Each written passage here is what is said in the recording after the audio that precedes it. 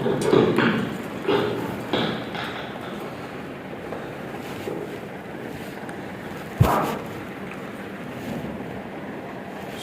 عليكم ورحمة الله وبركاته. الحمد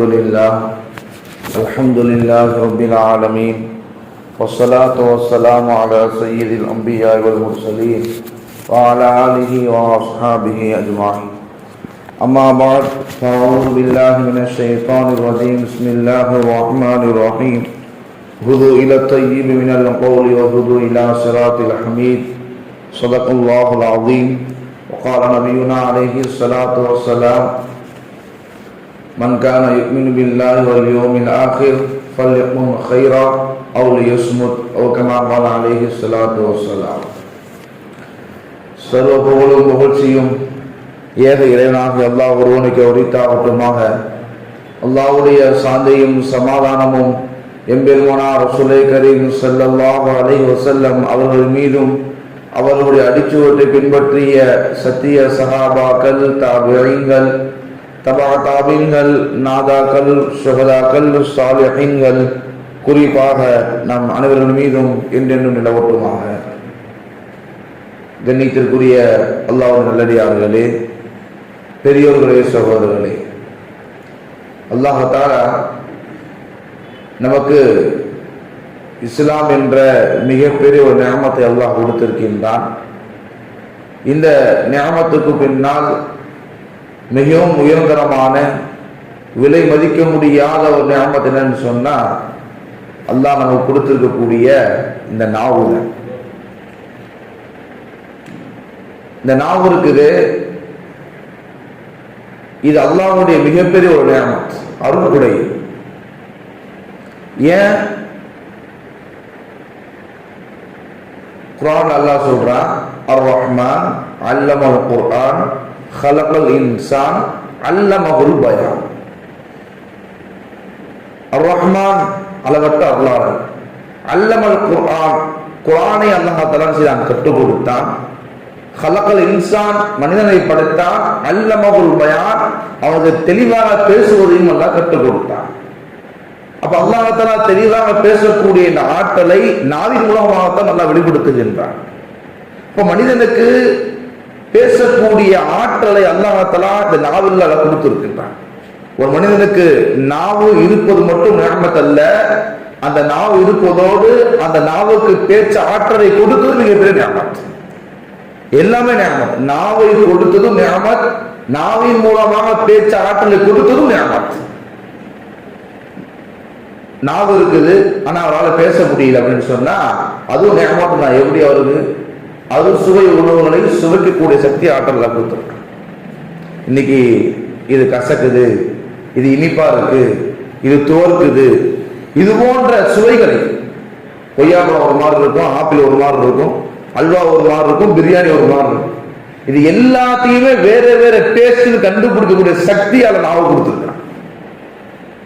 அப்ப நிஅமத். அதே போல தெளிவாக பேசக்கூடிய அந்த ஆற்றல் எல்லாம் கொடுத்திருக்கின்றான். இன்னைக்கு மனிதன் தன்னுடைய சிந்தனையினால் எவ்வளவு விஷயம் யோசித்தாலும் பிறருக்கு அதை சொல்லணும் அப்படின்னு சொன்னா நாவு இல்லாம அவன் சொல்ல முடியாது.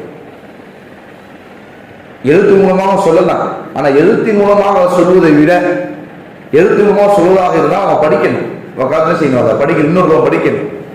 ஆனா நாவு மூலமாக செய்யாத தெளிவாக வெளிப்படையாக அவனுக்கு புரியாம செய்ய முடியும், இவனால சொல்ல முடியும். அப்ப மனிதன் தன்னுடைய சிந்தனையில, உள்ளத்துல என்னென்ன விஷயங்கள்லாம் தோன்றுகின்றதோ அவை அனைத்தையும் அவன் வெளிப்படுத்த வேண்டும் என்று சொன்னால் நாவின் மூலமாக தன் வெளிப்படுத்த முடியும். நாவலான செய்ய முடியாதனால எந்த ஒரு காரியத்தையும் அவனால் சொல்ல முடியாது. அப்ப இந்த வகையில பார்க்கும்போது அல்லாஹ் தஆலா நாவை கொடுத்தது மிகப்பெரிய நிஅமத், நாவுக்கு பேச்சாற்றலை கொடுத்தது மிகப்பெரிய நிஅமத், அந்த நாவுக்கு சுவைகளை சுவைக்கக்கூடிய ஆற்றலை கொடுத்தது நிஅமத்.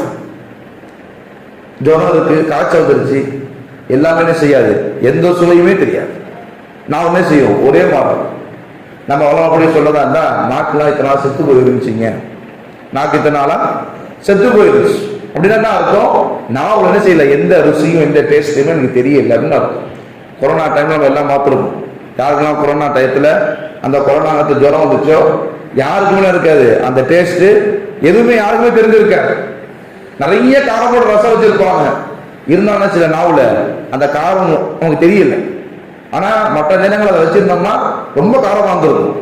ஆனா கொரோனா டைம்ல வந்து இதுல அந்த காரம் நமக்கு தெரியல. அப்ப இது போன்ற விஷயங்களை பார்க்கும்போது நாவு என்பது மிகப்பெரிய நியமத். இதை நம்ம விளங்கணும், இதை நம்ம புரியணும். இன்னொரு வகையில பார்த்தோம்னா நாவு மிகப்பெரிய சோதனை. நாவு மிகப்பெரிய சோதனை. ஹதீஸ்ல வருது, அதிகமாக நரகத்துக்கு செல்லக்கூடியவர்கள் நாவின் காரணமாகத்தான் போறாங்க. அதிகமாக யாரால் நரகத்துக்கு போறாங்களோ இதன் காரணமாக போறாங்க, நாவின் காரணமாகத்தான் அதிகமானவர்கள் நரகத்துக்கு போறாங்க. ஒரு ஹதீஸ் முஆத் இப்னு ஜபல் ரலியல்லாஹு அன்ஹு சஹாபி மிஸ்ராஜ்ல போறாங்க. யா ரசூலல்லாஹ், சொர்க்கத்துக்கு நான் போகணும், நரகத்தை விட்டு நான் பாதுகாக்கணும். சொர்க்கத்துக்குள்ள போகணும், நரகத்துக்குள்ள போகக்கூடாது. இந்த மாதிரி எனக்கு ஒரு செய்யுங்க, அது ஒரு அமல் எனக்கு கற்றுக் கொடுங்க, நான் செய்யணும் அப்படின்னு. சொன்னாங்க, நீ சாதாரணமா கேட்டுட்டப்பா, என்ன ரெண்டுமே கடினமான விஷயம். நரகத்துக்கு போகாம சொர்க்கத்துக்கு போறது மிகப்பெரிய கஷ்டமான விஷயம். ஏன்னா நாம செய்யக்கூடிய அமல் அப்படி, நாம செய்யக்கூடிய பாவம் அப்படி. அப்ப நபி சொன்னாங்க, தொழுவணும், நோன்பு வைக்கணும், இது போன்ற எல்லா விஷயத்தையும் சொன்னாங்க. எல்லா விஷயத்தையும் சொல்லிட்டு சொன்னாங்க, இந்த இஸ்லாத்தினுடைய சாராம்சம் இருக்குது. இந்த மொத்தம் ஈமானுடைய மொத்த சாராம்சம் என்னன்னு சொன்னா, ரஸூல் அம்ரி அல் இஸ்லாம். முதல்ல நீ இஸ்லாத்தை ஏற்றுக்கொள்ளணும். நீ தொழுகணும், நோன்பு வைக்கணும், சதகா கொடுக்கணும், இதெல்லாம் அல்லாஹ்விடத்தில் நன்மையாக மாறணும் அப்படின்னு சொன்னா முதல்ல என்ன செய்யணும்? இஸ்லாத்தை நீ ஏற்றுக்கொள்ளணும். இரண்டாவது என்ன செய்யணும்? தொழுகை என்ன செய்யணும்? நீ கடைபிடிக்கணும். ஏன்னா இஸ்லாத்துடைய தூண் இதுதான் தொழுகை. மூணாவது சொன்னாங்க அறப்போர். இஸ்லாத்தினுடைய அரணாக இருப்பதுதான் போர் செய்யணும். இதெல்லாம் சொல்லி முடிச்சு கடைசியா நிமிஷம் சொன்னாங்க, நீ என்ன செய்யணும்? நீ உன்னுடைய நாவை நீ பாதுகாக்கணும். அப்ப முஆத் ஜபல்ல கேட்டாங்க, யா ரசூலல்லாஹ், இன்னா லமுஆகதூன பிமா நதகல்லம், நாம எதை பேசுறோமோ அதுக்கும் நாம தண்டிக்கப்படுவோமா? நம்ம உடனே கேட்கும்போது நபி ஸல்லல்லாஹு அலைஹி வஸல்லம் சொன்னாங்க, இன்று அதிகமான மக்கள் நரகத்துக்கு போக காரணம் என்னன்னு சொன்னா அவருடைய நாவுகள் அறுவடை செய்ததுதான். இல்லா ஹஸாயிரு அல்சினத்து, அவருடைய நாவுகள் எதை அறுவடை செய்ததோ அதன் மூலமாகத்தான் அதிகமாக என்ன செய்யறாங்க? நரகத்துக்கு போறாங்க. ஒரு சஹாபி வந்தாங்க, யா ரசூலல்லாஹ், எனக்கு ஏதாவது அமல் சொல்லிட்டாங்க. பொதுவாகவே சஹாபாக்கள் வந்து நபிகிட்ட கேட்டாங்கன்னா அதை கடைபிடிக்கணும்னு நோக்கத்தை கேட்பாங்க. நீ நம்மள்கிட்ட வந்து அதத்தை கேள்வி கேட்கும் போது அதத்துக்கு தெரியுதா இல்லையான்னு கேள்வி கேட்போம். அப்படி இல்லைன்னா என்ன செய்வோம்? சரி சும்மா அதத்தை உட்காந்துருக்காரு ஏதாவது கேட்போம்னு கேட்போம். ஆனா சஹாபாக்களை பொறுத்த வரைக்கும் நபிகிட்ட ஒரு விஷயத்தை கேட்டாங்கன்னா தன்னுடைய வாழ்க்கையில கொண்டு வரணும்ன்ற நோக்கத்தோட கேட்பாங்க. இப்ப நாம வந்து நீர் வைக்கலாமா? எந்த விஷயத்தை கேட்டாலும், பயான்களையோ அல்லது வெளியே எங்கேயா போனாலையோ வேற மஜ்லிஸ்களையோ, எந்த மஜ்லிஸ்ல தீனுடைய மஜ்லிஸ்ல உட்கார்ந்தாலும் அமர்ந்தாலும் அந்த விஷயத்தை தன்னுடைய வாழ்க்கையில நம்ம கொண்டு வரணும் நீயத்தோடு அமரணும். சஹாபாக்கள் அப்படிதான் கேட்டாங்க. அது மாதிரி சில மனுஷன் தான். அப்ப அந்த சஹாபி கேட்கிறாங்க, யா ரசூலல்லாஹ், எனக்கு ஒரு அமல் சொல்லித்தாங்க அப்படின்னு. இப்ப நபி சொல்றாங்க, லா யஸாலு லிஸானுக்கு திக்ரன், உன்னுடைய நாவை திக்ராலே வைத்திருக்கிறான், அல்லாஹ்வுடைய திக்ராலே நீ செய்வாயாக நீ நினைத்து வைக்கிறான்னு சொன்னாங்க. அப்ப நபி ஸல்லல்லாஹு அலைஹி வஸல்லம் அவர்கள் நிறைய இடங்கள்ல நிறைய சஹாபாக்கள் எனக்கு ஒரு அமலை சொல்லித்தாங்க, நான் நரகத்தை விட்டு பாதுகாப்பாக இருக்கணும், சொர்க்கத்துக்குள்ள போகணும் அப்படின்னு கேட்கும் போது நபி ஸல்லல்லாஹு அலைஹி வஸல்லம் அவர்கள் நிறைய சஹாபாக்களுக்கு சொன்ன விஷயம் என்னன்னு சொன்னா, குஃப அலைக லிஸானுக, உன்னுடைய நாவை நீ கட்டுப்படுத்திக் கொள் என்ற வார்த்தையை சொல்லியிருக்கிறான். இப்ப நாம என்ன செய்யணும்? நம்முடைய நாவை என்ன செய்யணும்? பாதுகாக்கணும். தேவையில்லாத விஷயங்களை பேசுறது. ஏன்னா குர்ஆன்ல இருக்குது, மா யல்ஃபிது மின் கௌலின் இல்லா லதைஹி ரகீபுன் அதீத், நாம பேசக்கூடிய எந்த வார்த்தையும் பதிவு செய்யப்படாமல் இல்லை. என்னென்ன வார்த்தைகள்லாம் பேசுகின்றோமோ எல்லா வார்த்தைகளும் பதிவு செய்யப்படுகின்றன. மா யல்ஃபிது மின் கௌல், அல்லாஹ் கௌல், எல்லா பேசுகின்ற யார்கிட்ட பேசுறோம், என்ன பேசுறோம், என்னென்ன வார்த்தைகளை பேசுறோம், எல்லா வார்த்தைகளும் பதிவு செய்யப்படுது. எல்லா வார்த்தைகளுக்கும் உண்டான நன்மை தீமையும் இருக்கு. நல்ல விஷயங்களை பேசியிருந்தா நன்மை கிடைக்கும், தீய விஷயங்கள் பாவமான விஷயங்கள் பேசியிருந்தா அதற்குரிய தண்டனையும் கிடைக்கும். எனவே நாம என்ன செய்ய முடியும்? நாவை நம்ம பாதுகாக்கணும். நாவின் மூலமாக பலவிதமான விபரீதங்களும் ஏற்படும். உதாரணத்துக்கு நம்ம சொல்றதாக இருந்தா, கோபமான நேரங்கள்ல, துன்பமான நேரங்கள்ல ஷிர்கான வார்த்தைகளும் பேசிடும். நமக்கு ஏதாவது வியாபாரத்தில் மிகப்பெரிய ஒரு நஷ்டம் ஏற்படுச்சு, என்ன அல்ல அப்படி பண்றான், ஏதாவது ஒரு வார்த்தை நம்ம பேசிடும், ஷிர்கான வார்த்தை.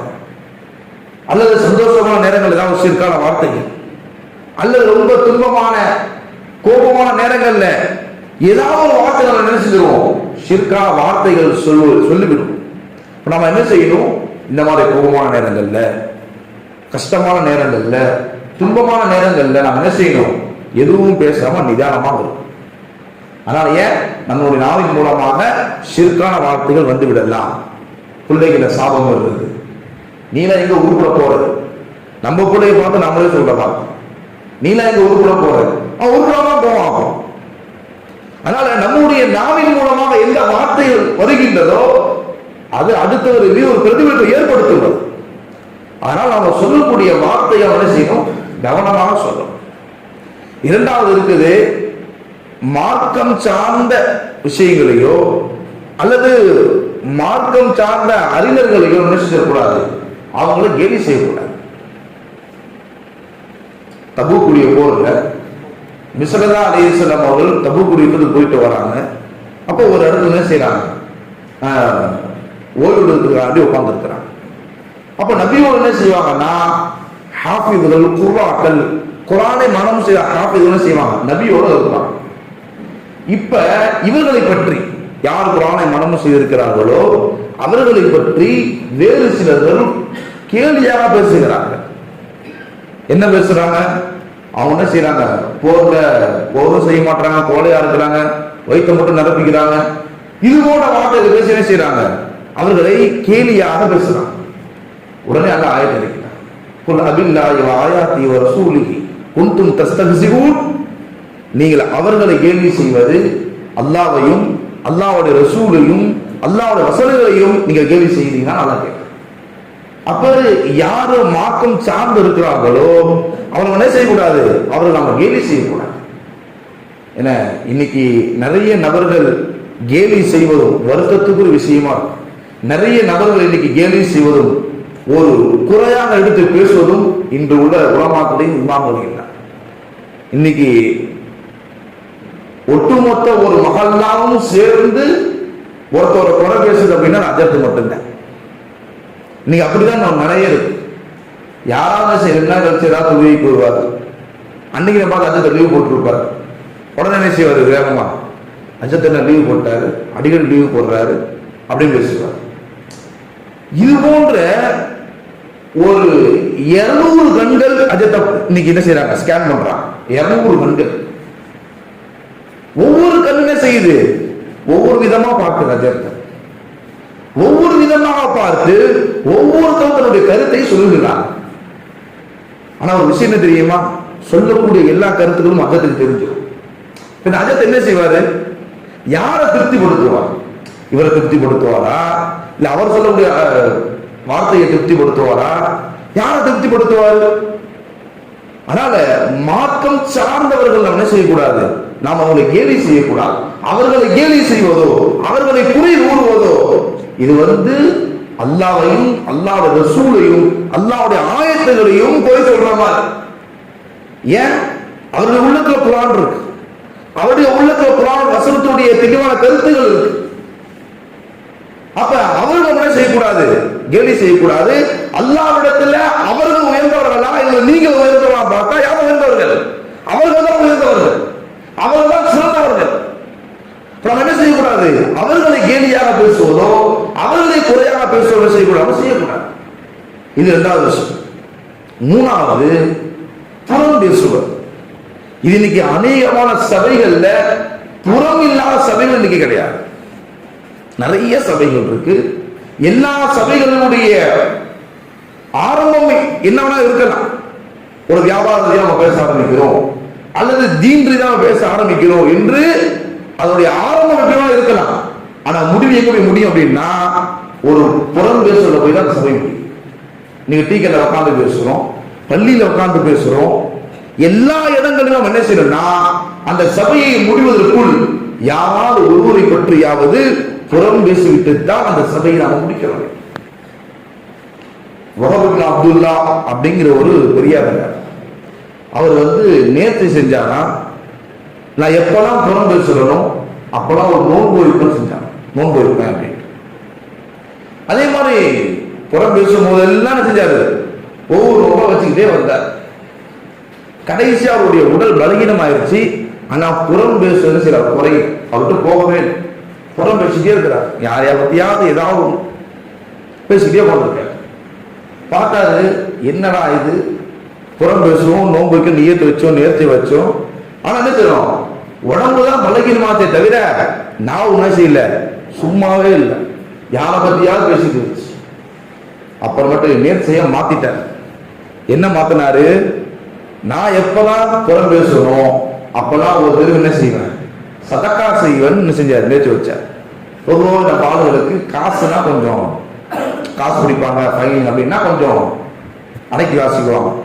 அப்ப அவர் இப்படி நேர்ச்சி வச்சார், நான் எப்பெல்லாம் புறம் பேசணும் அப்பெல்லாம் என்ன செய்வேன், ஒரு தெருவு சதக்கா செய்யும் அப்படின்னு நேர்ச்சி வச்சார்.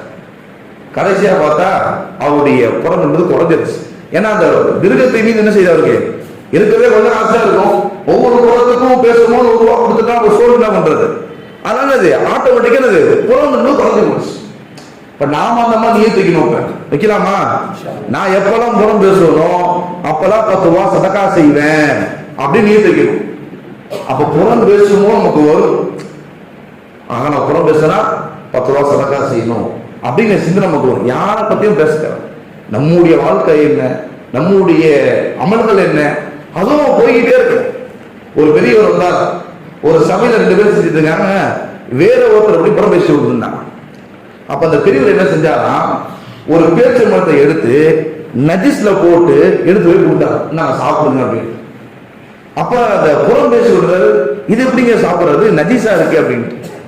அப்ப அந்த பெரியவர் சொன்னாரா, இது நஜீஸ் தெரியுதுல்ல, இதே மாதிரிதான் புறம் பேசுவது நஜீஸ் தான். ஏன் அல்லாஹ் குர்ஆன்ல சொல்றான், அதுக்கும் நீ புறம் பேசுவது உன்னுடைய சகோதரனுடைய இறைச்சியை சாப்பிடுவதற்கு சமமாக சொல்லியிருக்கிறான். அப்ப இது எப்படி நஜீஸ் நீ உணர்வையோ அதே போல புறம் பேசுவதுதான் நஜீஸா அப்படிங்கிற நம்ம உணர்வு. நம்முடைய வாயிற்கே சும்மாவே இருக்க. பொதுவாகவே மனிதர்களை பற்றி பேசுவதற்குண்டான இன்பம் இருக்குதே, அது எதிலுமே இருக்க. உட்காந்து பேச ஆரம்பித்தோம்னா பேசிக்கிட்டே இருக்கும். 3 பேர் 4 பேர் உட்காந்தோம்னா வேற ஒருத்தர் பேசிக்கிட்டே இருக்கும். இப்ப 4வது ஏஞ்சி போயிடுவாரு, இவன் எப்பேற்பட்டவன் தெரியுமா சொல்லிட்டு அடுத்து அவங்க தான் நம்ம ஆரம்பிப்போம். அடுத்து 3வது ஏஞ்சி போவாரு, இப்ப 2 பேர் பேசிட்டு இருப்பாங்க. இந்த 3வது ஏஞ்சி இவன் எவ்வளவு பேர் அயோக்கியம் தெரியுமான்ட்டு 2 பேர் பேசிட்டு இருப்பாங்க. இப்ப 2 பேர்ல ஒருத்தன் ஏஞ்சி போயிடுவான், இன்னொருத்த உட்கார்ந்து இருப்பான், வேற யாராவது கூட்டி பேசுவான் தெரியுமா, அவன் எவ்வளவு அயோக்கியம் தெரியுமா. இன்னைக்கு உலக நடைமுறை இன்னைக்கு அப்படிதான் இருக்கு. அடுத்தவரை நீங்க நன்றாக புரிந்து கொள்ளுங்கள், உங்களிடம் ஒருவர் அடுத்தவருடைய குறையை உங்களிடம் கூறினார், நயம் சொல்றா நீங்க புறத்தட்டு தகுந்து கொள்ளணும். உங்களிடம் ஒருவர் அடுத்தவருடைய குறையை பற்றி உங்களிடம் கூறினால் கண்டிப்பாக அவர் உங்களுடைய குறையையும் மற்றவரிடம் கூறுவார். இது யதார்த்தம். நீங்க வேணா அஜத் இப்படி சொல்றாரு, ஒரு வார்த்தை நீங்க வேணா சும்மா ஆராய்ச்சி பண்ணி பாருங்க, இது உண்மையா இல்லையா, உண்மையான விஷயம். ஏன்னா அந்த குறை பேசிய மனிதர் இருக்கிறாரு, அவரால் குறை பேச அவர் இருக்க முடியாது. அதுல அதுக்கு அனாதையான இன்பம் அவருக்கு. அடுத்தவரை பற்றி பேசுவதில்லை, அடுத்தவரை பற்றி குறை பேசுவதில்லை, அடுத்தவரை குறையை ஆராய்ச்சி செய்வதில்லை, மிகப்பெரிய இன்பம் அவருக்கு இருக்காது. அதனால சொல்றாரால அதை விட்டுட்டு வர முடியாது. ஆனால் நாம் என்ன செய்யணும், இந்த புறத்தை விட்டு தவிர்த்து கொள்ளணும். அதே போலதான் கோல் முட்டுதல். அவர்கள் சில பாவத்திற்கு சொர்க்கத்தில் நுழைய மாட்டார் என்று சேர்த்தே சொல்லியிருக்கிறார். அதுல ஒன்றானது நம்மாமும், யார் கோல் முட்டுகின்றாரோ, கணவன் மனைவிக்குள்ள போய் கோல் முட்டுறது. இன்னைக்கு தலாக்கு நிறைய நிகழ்வு அப்படின்னா இந்த கோல் முட்டுறது. இன்னைக்கு குடும்பத்துல நிறைய பிரச்சனை வருதுன்னா, அண்ணனுக்குள்ள பிரச்சனை வருதுன்னா அவன் கோல் முட்டுறது, அண்ணன்ட்ட போய் தம்பியை இப்படி தவறா சொல்றது, தம்பிகிட்ட போய் அண்ணன் தவறா சொல்றது.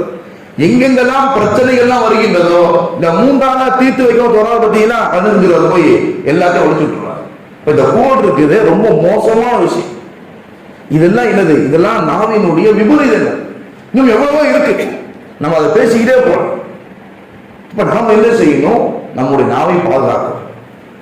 திக்ரு செய்யலாம், குர்ஆன் ஓதலாம், ஸலவாத் ஓதலாம், நன்மையான விஷயங்களை மக்களுக்கு எத்தி வைக்கலாம், நல்ல விஷயங்களை ஏவலாம். எவ்வளவோ விஷயங்கள் இருக்கு.